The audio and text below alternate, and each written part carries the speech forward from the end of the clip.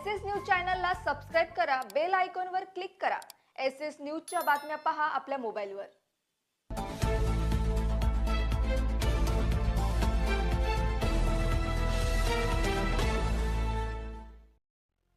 नमस्कार, मी Shilpa Baviskar. SS news मध्ये आपलं स्वागत आहे। चला तर मग जाणून घेऊयात आजच्या महत्त्वाच्या। पावसाळा काही दिवसांवर आलाय आणि उल्हासनगर महापालिकेने नाली सफाईची कामं सुरू केल्याचा दावा केलाय।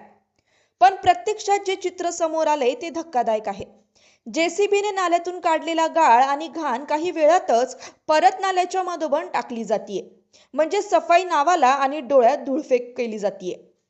नागरिकांच्या कराच्या पैशातून कोट्यवधींची कामं दिली जातात, पण जमिनीवर थूकपट्टी कामं सुरू आहे। जर आता वेळीच हे नाले स्वच्छ झाले नाही तर पावसात परत तेच चित्र दिसणार। रस्ते तुंबले, घरात पाणी आणि नागरिकांचे हाल।